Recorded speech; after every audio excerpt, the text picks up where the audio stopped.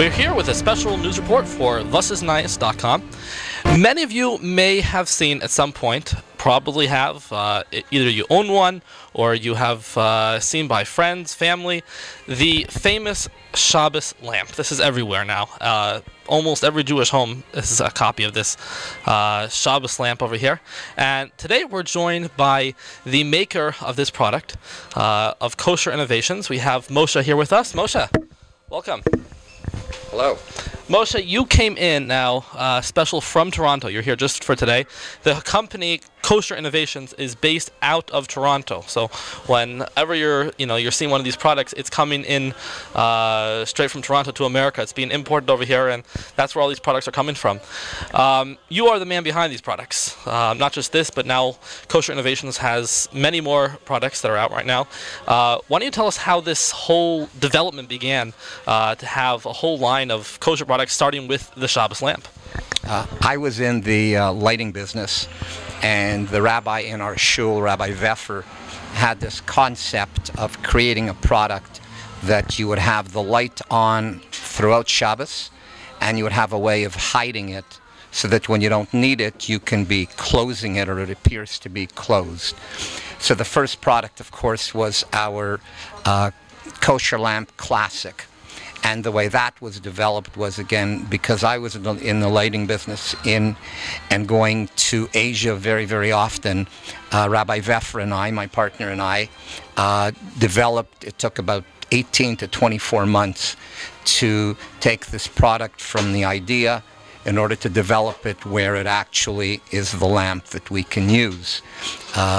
The fun part of it was there were two challenges we had to meet. One was we had to make sure that the heat that was in the lamp would escape, and so that it wouldn't melt the lamp. And we accomplished that with a very revolutionary idea, or maybe not so revolutionary. And definitely it's a challenge, because it gets it's a challenge. Very, very, very hot. In fact, well, no, the particular bulb that we use is a compact fluorescent, and it does not generate much heat. Okay. And I'll tell you an interesting story in a moment about it. But so we had to put something in there that would allow the heat to escape, but not the light. You can't have the light coming out when you want it closed. So that was one challenge. The other challenge was creating enough of the light so that people can read from it. And at the same time, when you close it, you didn't want any light coming out from the area where the light is shining. So I actually sat in the factory with plasticine, and we created a hole, and we said, no, when we close it, there's still light coming out.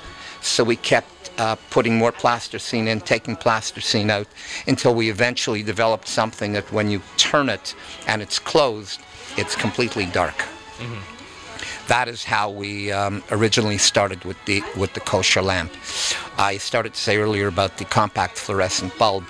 The very first show that we went to, again, my partner Rabbi Veffer went to find Rabbi David Cohn to ask him his opinion on it. It was the very first time we showed it to the public, and I was really very curious to hear what he had to say. And as they were walking towards us, I see the two of them are laughing, and I wondered whether Rabbi Cohn was laughing at or with Rabbi Veffer about our product. And the first words I heard Rabbi Cohn say were, I thought of that 15 years ago, but I didn't know how to get it done. Well, 15 years ago, it wouldn't have worked because they didn't have the compact fluorescent bulb. And that's what's driving this product today. That is what makes the lamp work. Without that compact fluorescent, the heat that would be generated inside would be much too much. Mm-hmm. So Hashem picked us at the right time to make it. People think of kosher in terms of eating. They don't think in terms of a product that's solid that you're not going to be eating. And especially a lamp. Especially a lamp. And we had anticipated that it would be in demand, but we really had no way of forecasting just how popular the item would be. And Baruch Hashem, it's all over the world. Australia, South Africa, South America, Panama, England. Do you have like different offices now in different countries, or? No, we work through distributors. We work through the experts in that market, who are much more capable of taking our product and selling it to the stores that they work with. But certainly, going back to your question about what were people thinking, we had some marvelous emails from people thanking us. The one that always sticks out is a lady who said that she was a Baal Tshuva, or trying to be, and her problem was having a light for Shabbos. That was extremely important to her, to be able to read. And timers, as we know, the timer doesn't know when you want to go to sleep.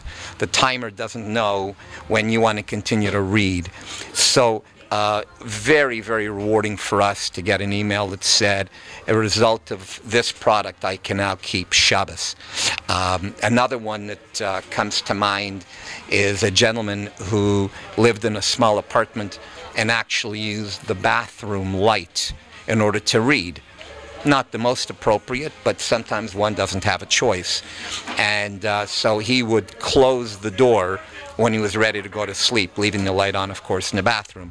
Now he can close the lamp instead of the door, and he can keep the door closed all the time. How fast did this grow? When was this officially, the first lamp released? The first lamp was released in 2004, and we started first in the U.S., of course, in New York, New Jersey area, and the town I love that I hadn't even heard of was Teaneck, New Jersey. Teaneck, New Jersey had got a hold of the lamp, and they had their own version of Facebook. And we kept getting copies of emails where they talked about, did you hear about this lamp? Did you hear about this lamp? You have to try it. Shabbos, you can now do it. It's great.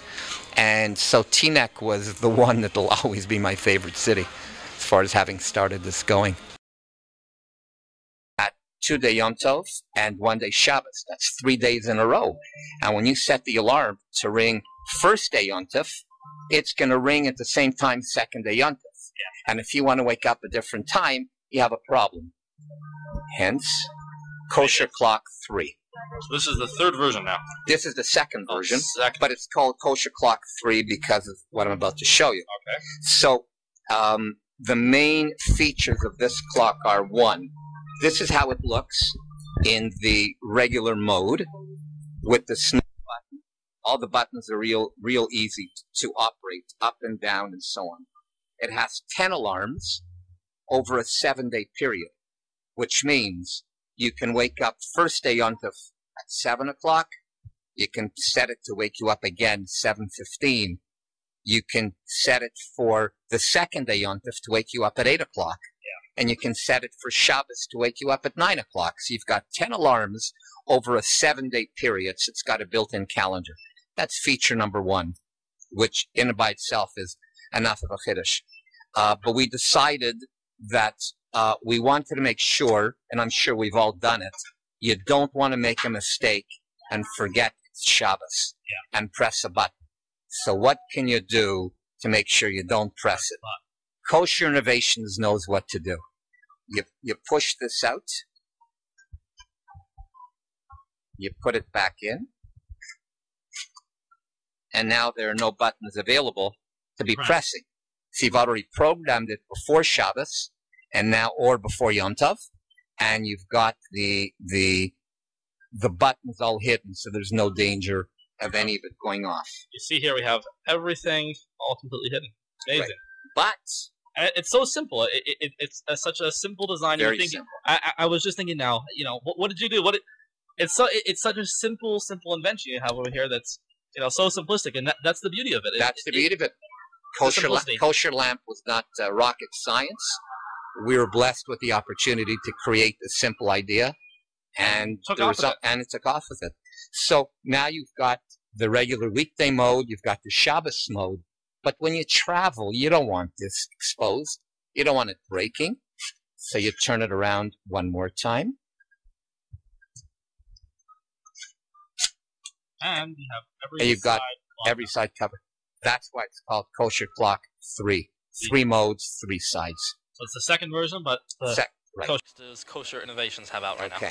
Again, necessity is the mother of invention. For Pesach, especially Pesach, but really every Erev Shabbos, all the women are washing their lettuce.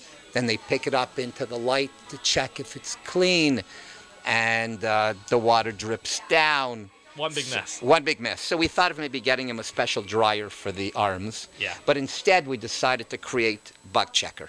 Okay, let's check this out. The Bug Checker, again, in very simplistic terms, is a light board that you put the lettuce on top of the board, and when it's lit, the brightness of the board shines through the lettuce and will expose any dark spots, being bugs or dirt. And either way, it's much easier to remove and to clean, and that's Bug Checker. But like everything else, while we're always trying to create new ideas and new products, we still listen to our customers. And when they tell us they want a bigger board, they want brighter light, we're in the process right now of creating the next generation of Bug Checker. So there's going to be a new version that's coming out. Right, and hopefully it'll be available for Pesach. Okay. Get it, and perhaps to manufacture. How many of these products that you have right now were ideas from emails or from people contacting you? Every one that you see here was us. But we have a couple of products we're working on right now that are based on those emails and contacts. Right. That we are actually in a relationship with the people. They just weren't giving us an idea. Everybody would like to put their name to a new idea, but at the same time, they'd like to benefit from it financially if they could. Yeah. So we encourage people. We will sign a non-disclosure agreement with them so that they are fully protected. And we encourage them to come forward with their ideas, because there is another kosher lamp idea out there. And if we're not going to come up with it, we want somebody else out there, and we'd love to work with them. We have many advantages in that, again, because we've been blessed with good products, we have a good name in the stores and with the consumer. And at the same time, we have the wherewithal to make it happen in order to make sure that it can be made in the cheapest way possible, the lowest cost way possible, in order to allow the consumer to be able to buy it at an effective price. Okay. Somebody wants to contact you. How do they do that? Well, kosherinnovations.com has our phone number and has our email, of course, so they can get us by the website. They're calling Canada, though. They're calling Canada on our toll-free number. Oh, okay. Our toll-free number, which is 866-661-5483. And 5483 spells light just by coincidence, of course. Yes, just if by coincidence. If you believe there's such a thing as coincidence in life. Okay, well, I think that's all the time we have for today.